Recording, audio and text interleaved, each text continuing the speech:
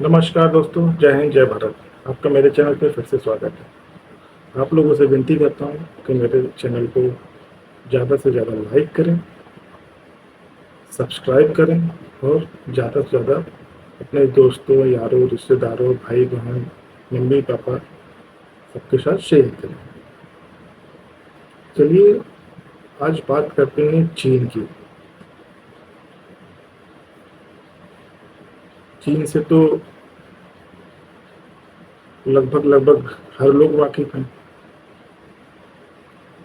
अभी 4-5 दिन पहले चीन ने अरुणाचल प्रदेश के कुछ हिस्सों को अपना बताया।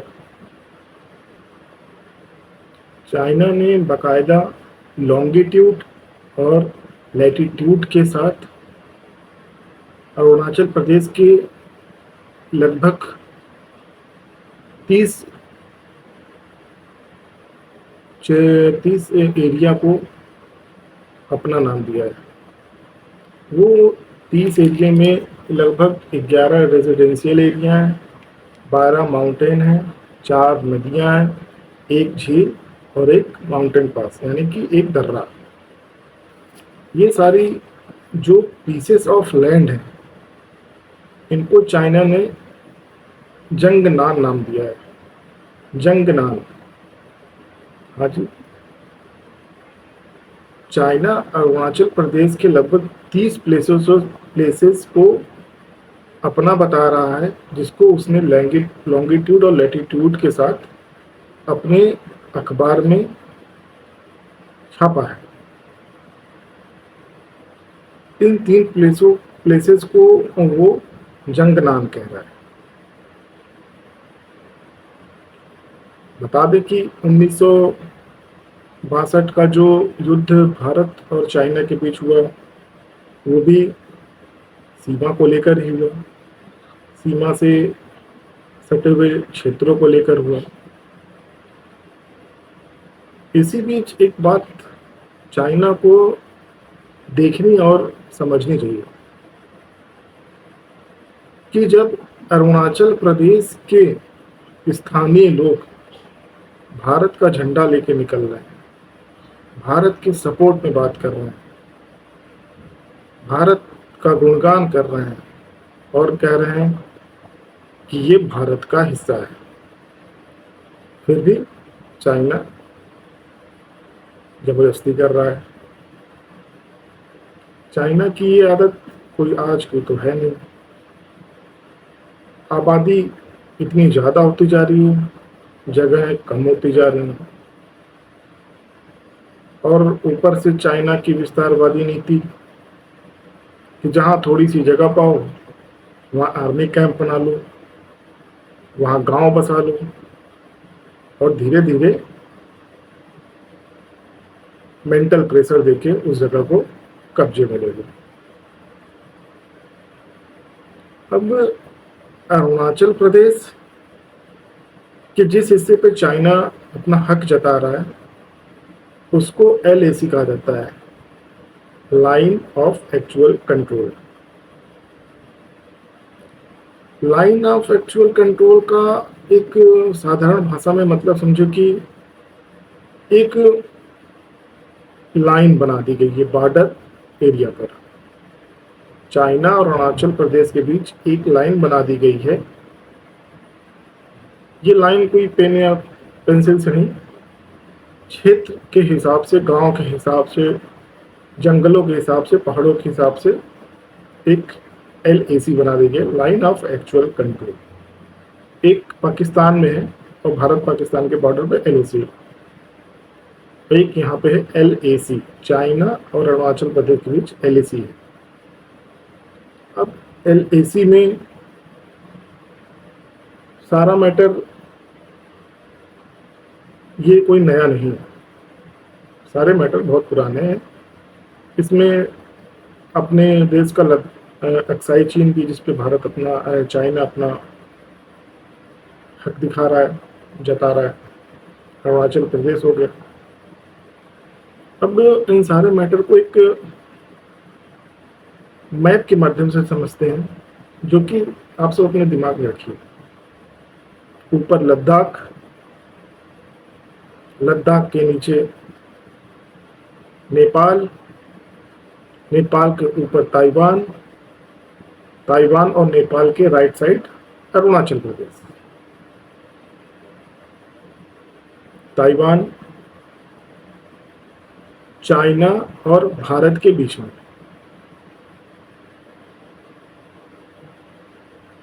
ताइवान को बफर स्टेट भी कहा जाता है। बफर स्टेट का मतलब कि हर देश चाहता है कि उसके बॉर्डर पे एक बफर स्टेट हो या बफर कंट्री हो या बफर प्लेस हो। बफर प्लेस हर दृष्टि से इम्पोर्टेंट होता है किसी भी देश के लिए, उसके बॉर्डर के लिए, उसके बॉर्डर की सुरक्षा के लिए। अब जो कि ताइवान भारत और चाइना के बीच में है और बफर स्टेट है। शुरुआत में जवाहरलाल नेहरू भारत के थे और चाइना, इन दोनों के बीच बहुत बार बातें हुई, मीटिंग्स हुई कि ताइवान का कंट्रोल किसके पास जाएगा। तो ताइवान ने तो खुद कहा कि हम किसी के कंट्रोल में नहीं रहेंगे, हम किसी के अधीन नहीं रहेंगे, मगर ये बात चाइना ने नहीं मानी। तब उस समय चाइना ने हाँ कहा ना कहा, लेकिन साफ साफ ये नहीं कहा कि हम ताइवान को एक ऑटोनोमस स्टेट मानते हैं या आज़ाद देश मानते हैं। लेकिन नेहरू जी ने कहा कि इसको हम आज़ाद स्टेट मानते हैं और इसको एक बफर स्टेट की तरह रखते हैं। भारत ने दरिया दिली दिखा। तो भारत का इसके पीछे तर्क यही था कि चाइना और भारत के बीच एक बफर स्टेट रहेगा। बफर स्टेट का ये फायदा है कि अगर चाइना भारत पे हमला करना चाहता है तो उसे पहले बफर स्टेट में आना होगा, बफर स्टेट को क्रॉस करना होगा।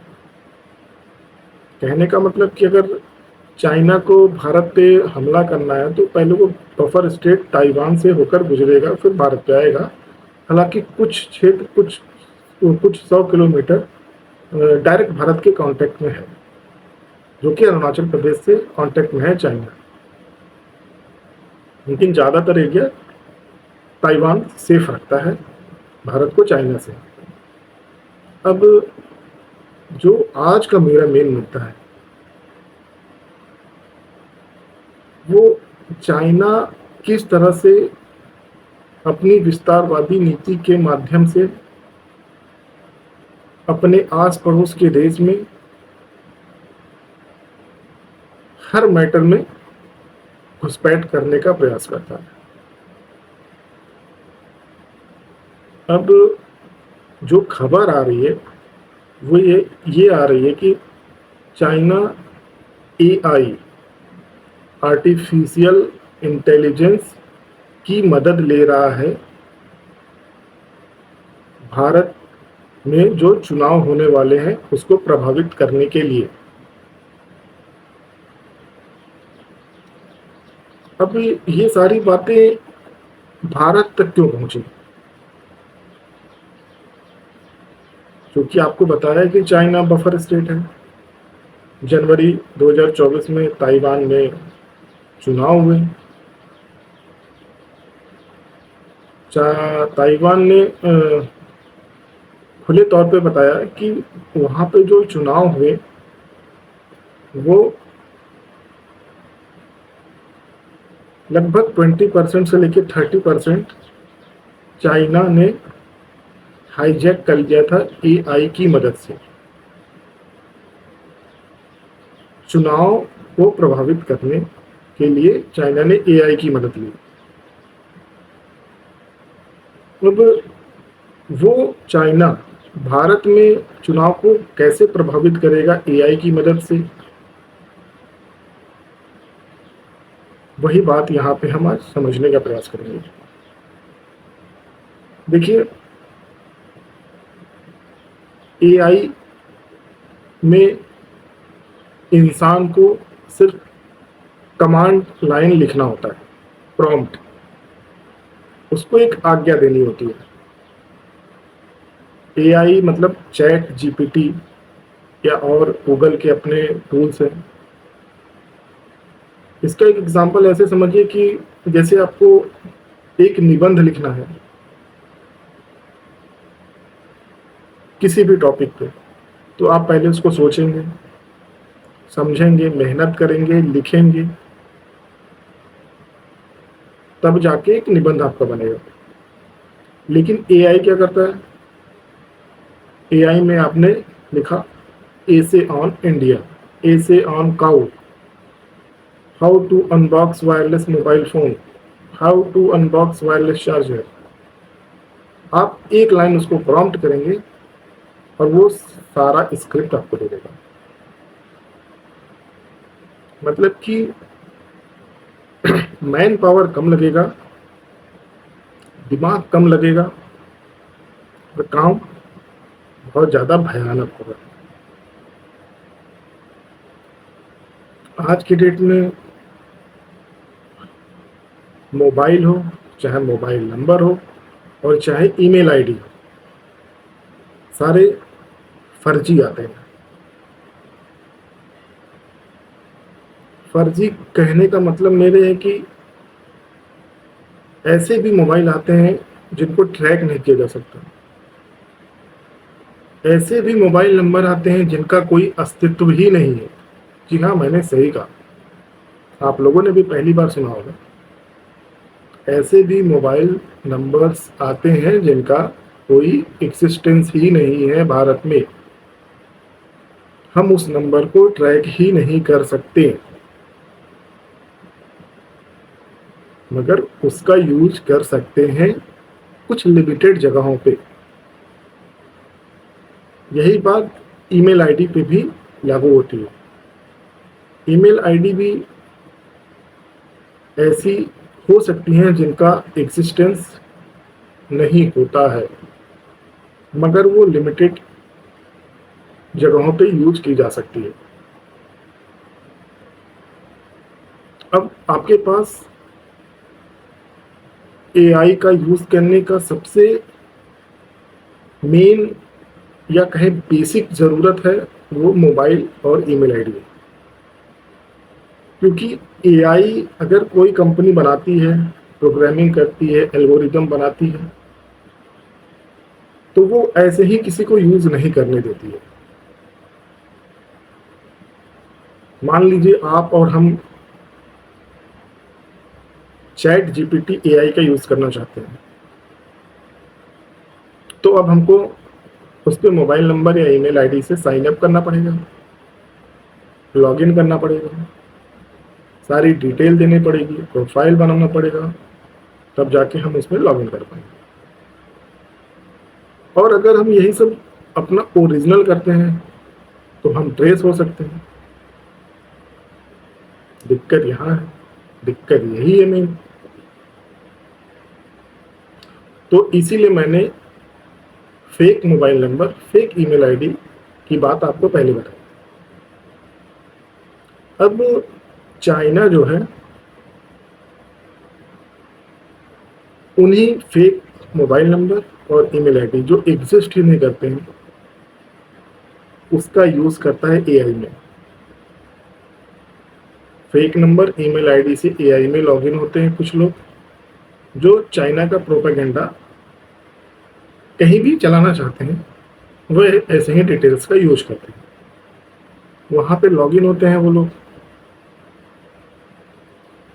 अब चैट जीपीटी केवल स्क्रिप्ट या टेक्स्ट ही नहीं जनरेट करता है।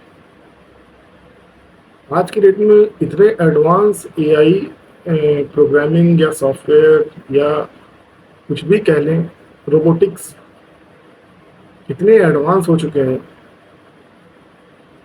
कि जैसे अरविंद केजरीवाल ने कहा मोदी जी को कुछ उल्टा सीधा,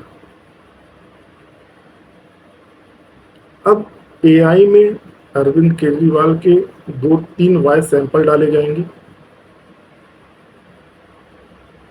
और वो वॉइस सिंपल मोदी जी की वॉइस में कन्वर्ट हो जाएंगे विद इन मिनट। अब वो अरविंद केजरीवाल ने चाहे जिसको गाली दी, लेकिन एआई की मदद से उस आवाज को मोदी की आवाज में बदल दिया गया। अब उस मोदी जी की आवाज को ये गलत लोग कहीं भी यूज कर सकते हैं। मैं एग्जाम्पल से इनका नाम लिया। अब जनरल सी बात है कि किसी को किसी के बीच झगड़ा लगाना है, तो क्या होता है कि भाई इसने वो कहा, उसने वो कहा, भाई हम नहीं मानेंगे उसने वो कहा, लो भाई आवाज सुन लो, उसने ये कहा सबूत है, मान जाएंगे कि भाई हाँ उसने मेरे खिलाफ गलत कहा है, चलो उसको खोजते हैं, उसको समझाते हैं। ये तो एक हो गया वॉइस। वॉइस के साथ एआई खेल कर रहा है। दूसरा फोटो, लाइव फोटो को वो अपने हिसाब से कन्वर्ट कर सकता है। अभी मैं बोल रहा हूँ, मेरे फेस पे किसी टेररिस्ट का फोटो लगा देंगे, कहेंगे ये सारी बातें टेररिस्ट बोल रहा है, कोई वायरल कर देंगे।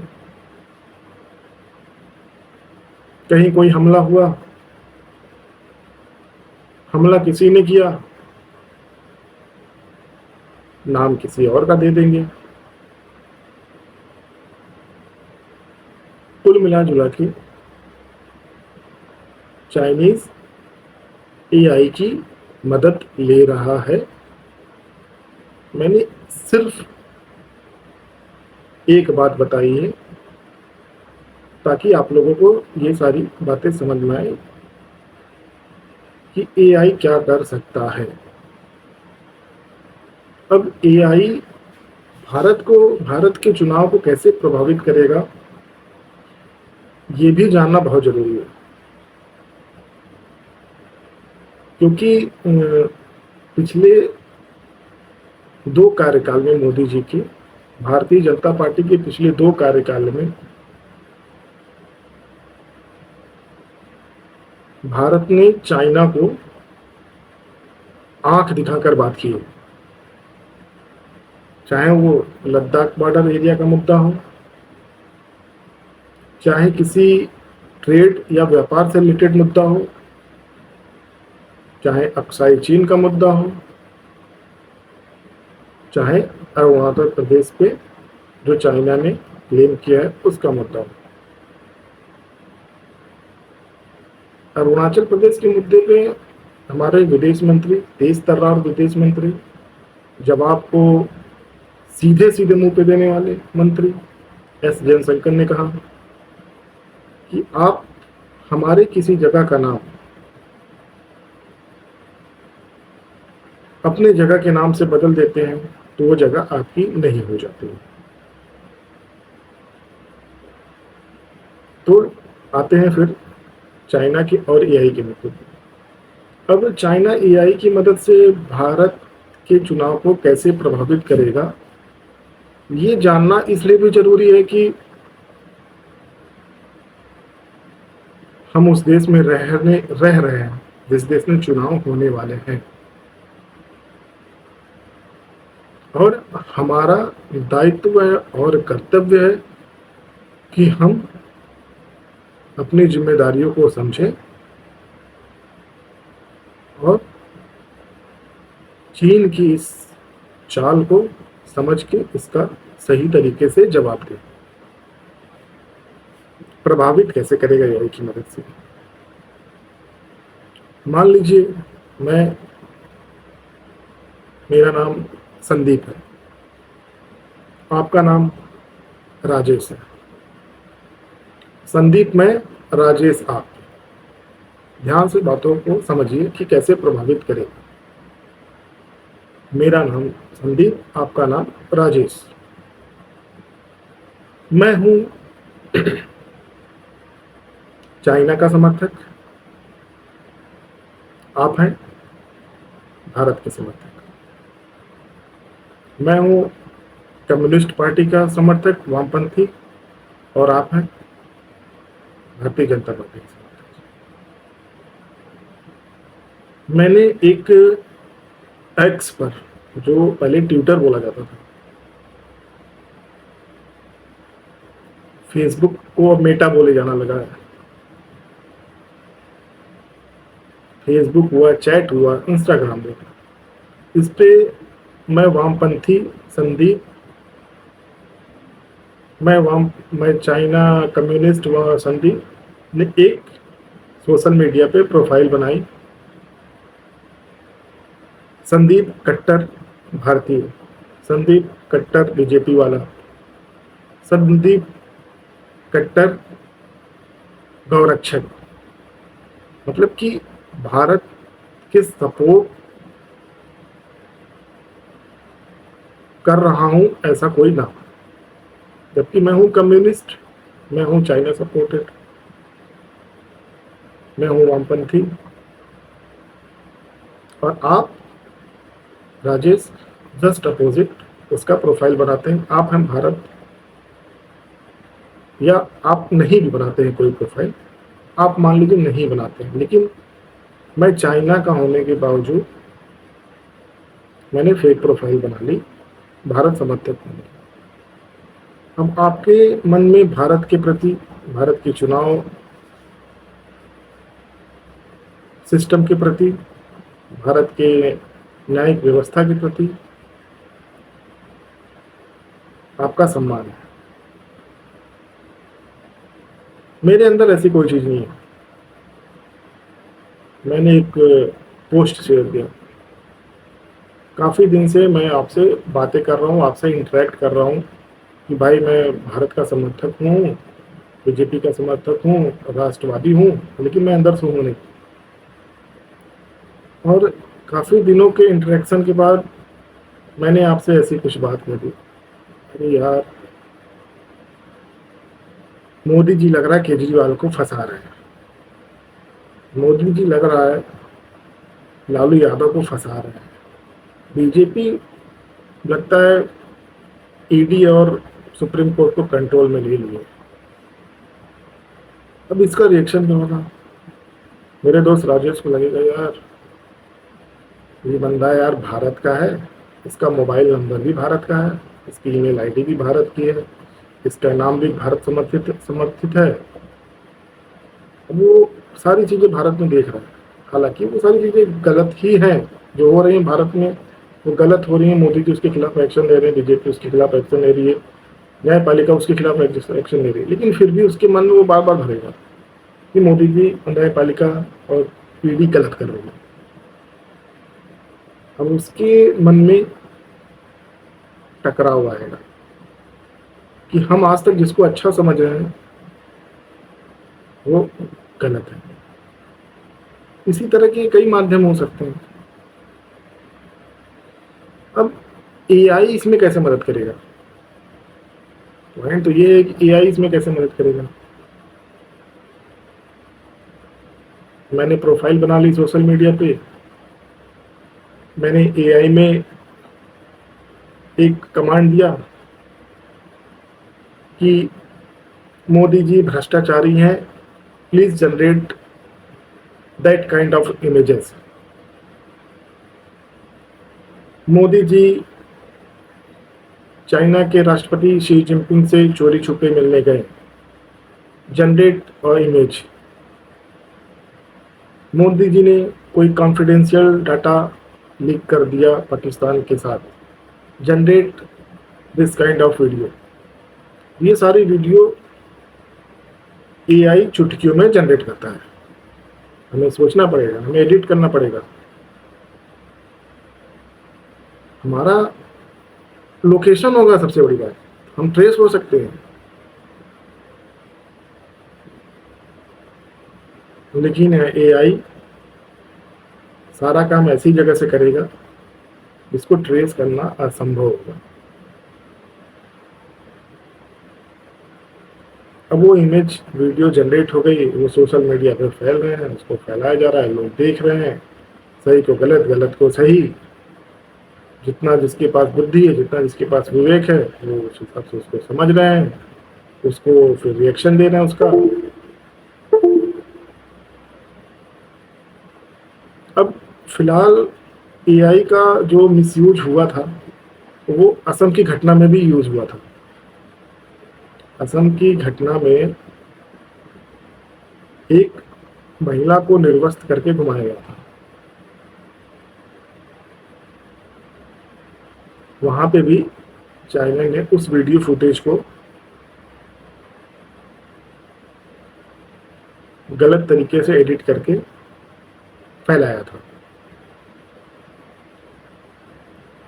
कुल मिला जुला के हमारा और आपका कर्तव्य है कि ऐसी चीजों को देखें ध्यान से, उनको समझें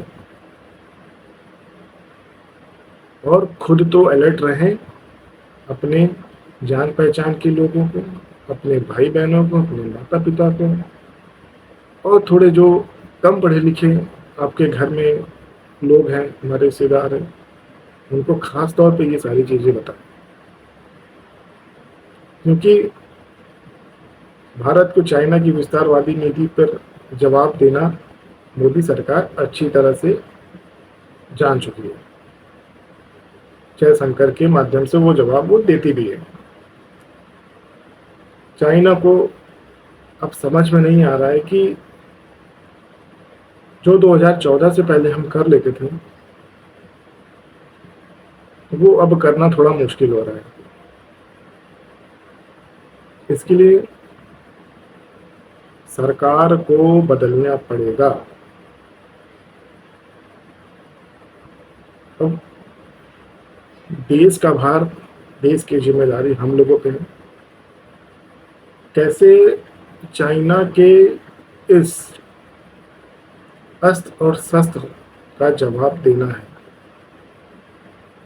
अपने शास्त्र से, अपने ज्ञान से, अपने राष्ट्रवादी सोच से, अपने लोगों को साथ लेकर।